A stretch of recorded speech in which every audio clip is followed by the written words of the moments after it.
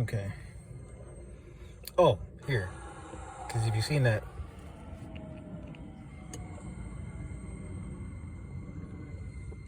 I think I can't reach it. Yeah, I'm sure they'll have another one. You see a sign up there for Yokohama. And this is one of the convenient parts. Yeah. Shinagawa. Okay, Shinagawa Station. Yep, you see it up there for Shinagawa. And again, one of the benefits I've learned is that when you're thrown into something, you're going to have to learn it. And this is why people say, like, one of the best ways to learn a language is for people to just throw you in there, because you have no choice but to figure out what the heck is going on. And I think, like, if you're young and learning Japanese, and I don't mean young at age necessarily, even though I think it would be the younger the better. But you're better off going into, like, if you can, go into an immersive experience, because it'll force you to learn. You're forced to learn. Oh yeah, another good thing is when you're around the Tokyo area, KQ Kawasaki. Yeah, so you got these terms here. You're forced to learn. Oh yeah, KQ Kamata. Yep, KQ Kamata. Yep, KQ Kamata. Yep, that's where I was at my hotel. I was not at Otori, so it's probably at Otori E, because that's like the bird, and the bird is Tori, so that's O. It's like the big bird, but I'm not sure what the extra I means. But yeah, Kojiya. I'm not sure. Haven't heard of Zoshiki. So, Godotte. Oh yeah, go like 5. Go. I'm not sure what those mean, but I know the te is at the end because it's like te for hand. Godotte.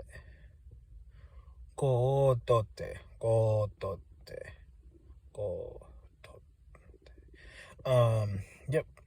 Oh yeah. So I want to say this because I seen this one here, and this is something that I want to kind of mention. So you see this here at KQ. I believe it's got to be Kawasaki. You see KQ, and right here. No. Yeah, KQ Kamata and KQ Kawasaki. They're the same thing. So you're gonna run into some similar words, and that'll be a blessing, because when you learn one set of kanji, you'll be able to apply this new learning to another set of kanji, and you will apply it. So that's KQ. So we already learned that. We know that KQ is the first two kanji at the top, and then you learn that Kamata is at the bottom. Kamata.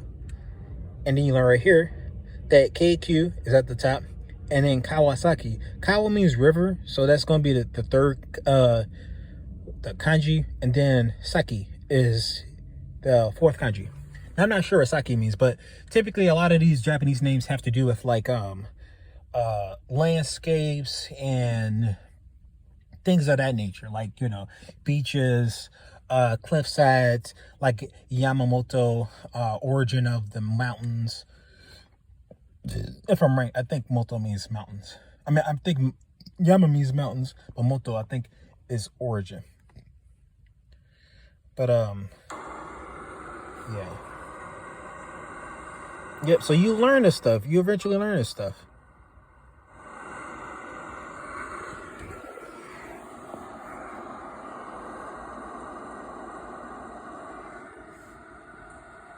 Yep.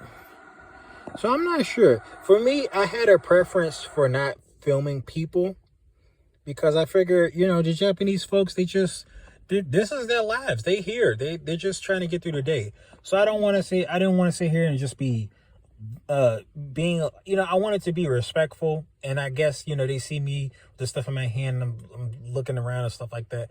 Maybe they already had that assumption, but it was just kind of like,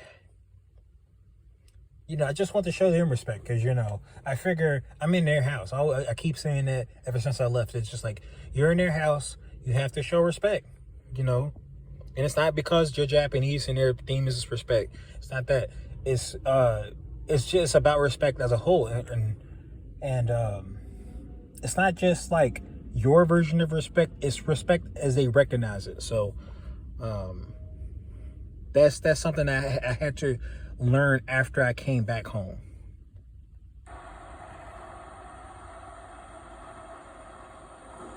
Yeah, remember that, you know. And again, I don't know. He held that a little too long. I thought that was a little, could have made them uncomfortable. Because he was videotaping. I mean, I wouldn't want somebody videotaping me. But,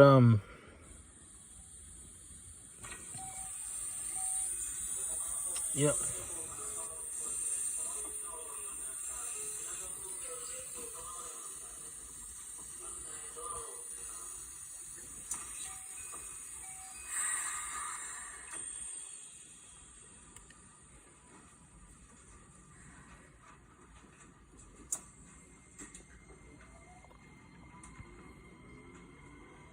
Okay, so apparently Yokohama's in a different direction. Okay, I don't know why I didn't like assume that, but yeah. Yep. Yeah, that's Japan for you. Very interesting housing.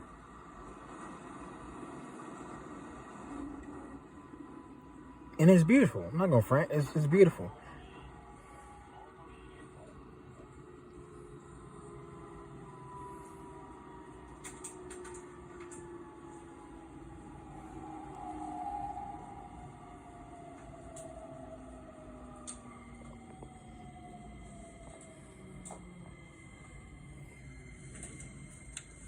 Okay, what was that? Otori? Otori Station? No, that's not Otori Station. Yeah, I guess.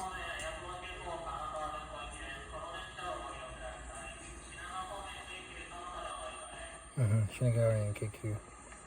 Okay. Yep, Shinagawa and for Yokohama. Okay. So it's probably gonna go, if I'm thinking right, it's gonna be, was it for Shinagawa Station?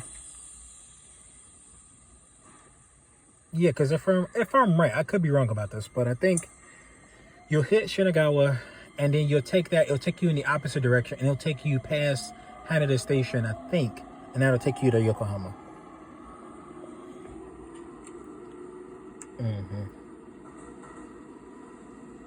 Yeah, I miss it, man. It's a strange feeling. It's like I knew a guy who's he used to, you know, he's one of my bosses. He would tell me stories about like how his life was, and you know, he used to be like a tough guy. I mean, not like he used to be, but he had a tough life, and he would reminisce over it.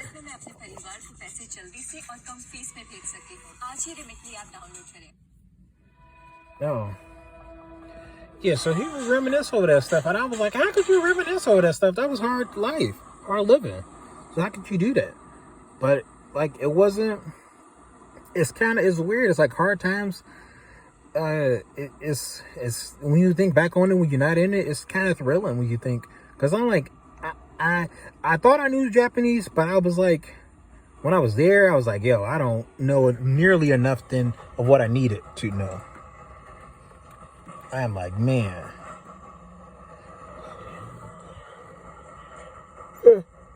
When people say the walls are thin, they are.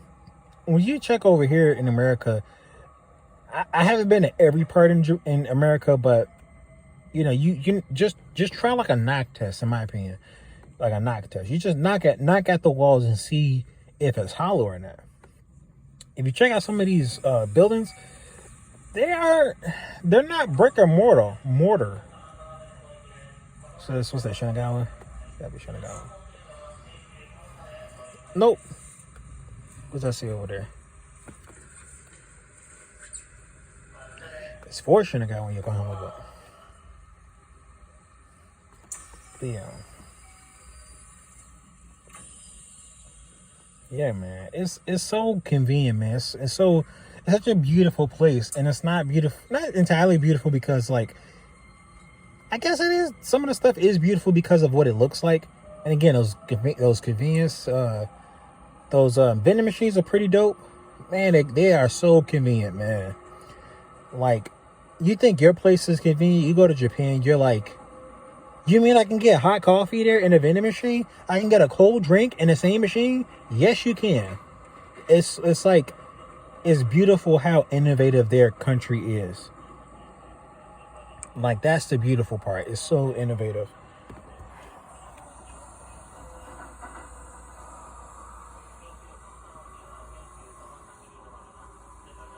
Yeah. But yeah, they're comparatively fragile than like American houses though. You know, it's but it's still beautiful, man. It's the architecture is beautiful. It just, that's something I'll always remember, is that their architecture was so beautiful. Oh, this got to be Keiki Kamada. Gotta be. It's kind of long.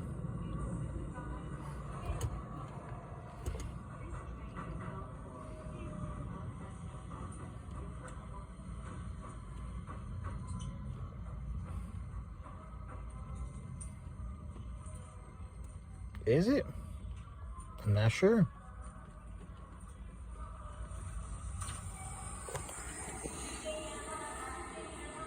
Yep. Mm-hmm.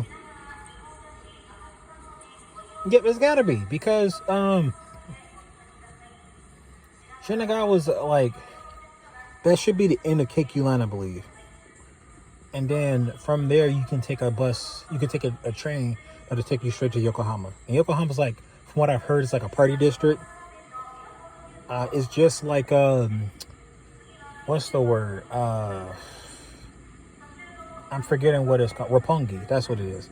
Now I never went over there, but I heard if you're not careful, you'll get scammed over there. Yep. So.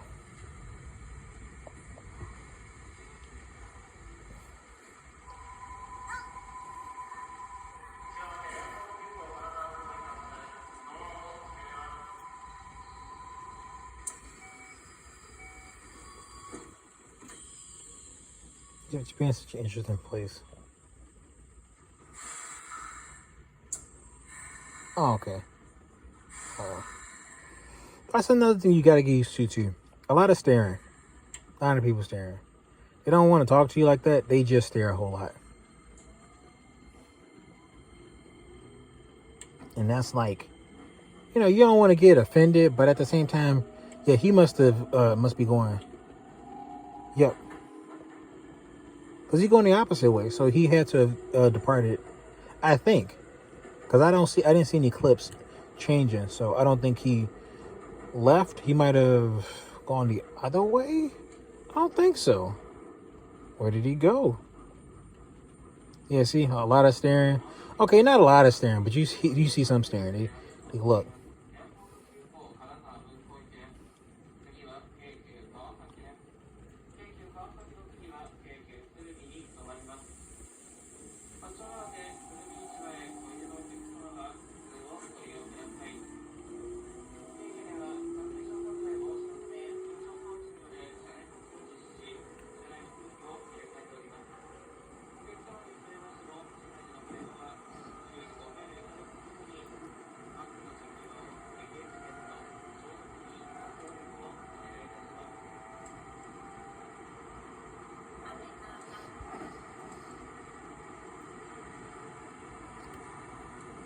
Yep. I did a similar thing, but it was on a bus ride. So, of course, he's being divided by a partition, so he shouldn't really be bothered. I don't even think he's aware that the guy's behind him. So, I don't think this should be a issue. Yeah. It's really interesting, at least in my opinion, that like the Japanese are they're very open to communication, but they're very reserved people. So they keep to themselves, keep to their lives.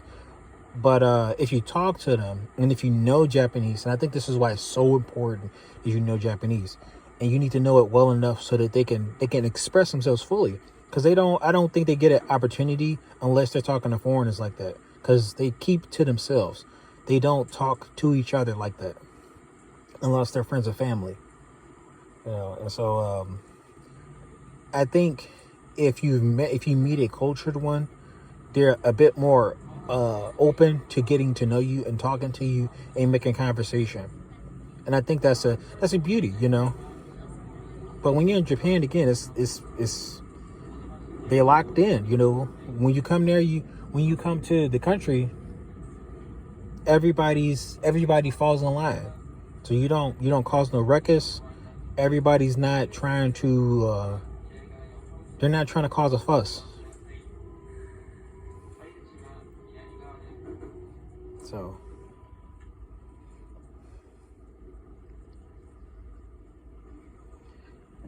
huh.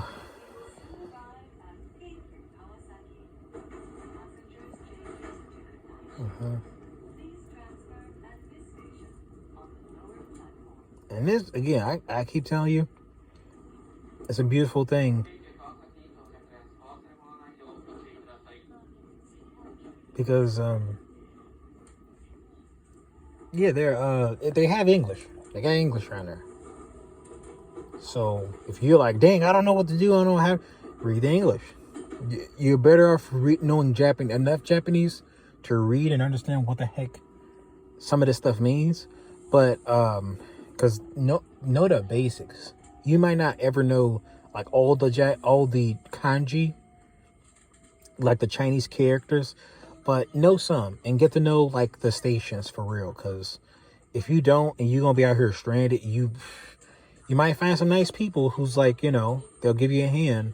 I had a dude, I was kind of lost, and the attendant wrote in English directions for me to get back home. Well, it was either directions to get back home or directions to find this place. Because I was trying to go to Mount Fuji, but I took the wrong turn and I found a Mount Fuji in a golfing course. So yeah. Yeah, and I met a nice guy. Met two nice people. There's a third guy, but I don't know. Maybe I just didn't understand the culture like that.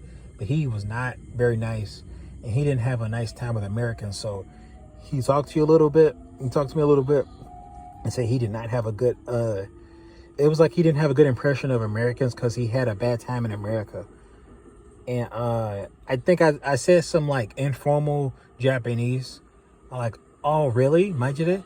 And you had to show people respect, I would think, and I didn't. And so I think he was just done because he put his mask on and he ignored me after that. And then I noticed this lady, it was like a young lady, she gave me the worst stinky look. Like, it was the worst look. And I'm like, wow. Like, this is what like overt racism feel like. At least that's how I felt. Now people are like, oh, you're being woke and stuff. No, it's just like, I don't know what their problem was, but I was out in the sticks. And so it was like, the more away from Tokyo you get, the less accommodating it is for a non-Japanese person. In terms of like, you don't get any more English for the stops. You're just out there in the sticks, man. That's the best way I can describe it.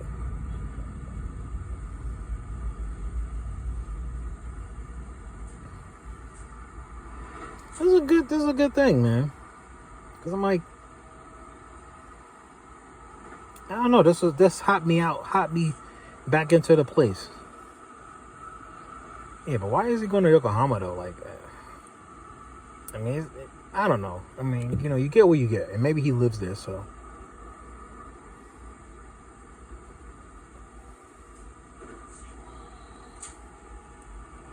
Yeah, a lot of people. The thing is, a lot of people have this idea that's like they want to live there.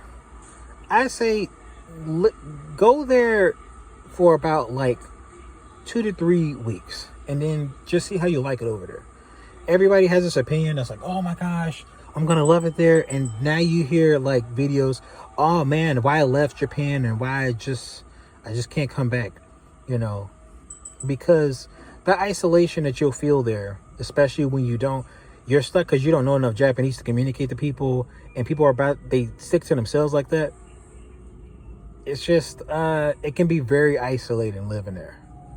I was mainly by myself for the most part for those 2 weeks. You know, it was a good experience. The whole thing was good. It's just I was ready to leave a week after that because I was only there for 2 weeks. So I was like, I'm interested in going home. See that? Have you noticed that? You see that? He turned. They stare him down. He gets uncomfortable and turn around because they do a lot of staring. Again, it's, in my opinion, it's not intent to be rude, but to us, a lot of staring in the Western world, at least for me as an American, it comes off as weird. It comes off as rude. You have to be reminded, you're a non-Japanese person in Japan. So they probably haven't seen you too often like that. You know, especially if you live there, there's a good chance they're going to be like, hey, how long you staying? And I don't think it's meant to be rude, but it's an expectation that, like, you're a visitor. You know, you're not going to be living here very long. You know. And, you know, it made me think about when people get too comfortable in their own house where they don't. It kind of reminds me somewhat of myself, but, like, you get too comfortable in your own house where you don't know how to accommodate other people. You know. And I think when you get further out, they don't know English like that. They don't really know too many English people like that.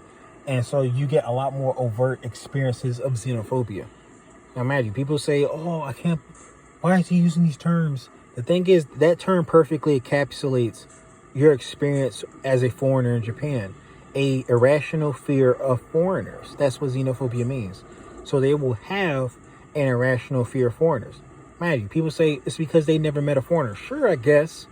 But the nice people that I've ran into, I don't think they've met foreigners either, but they had enough sense to be like, to understand that we're human, we're Ningen, you know. Ningen, you know.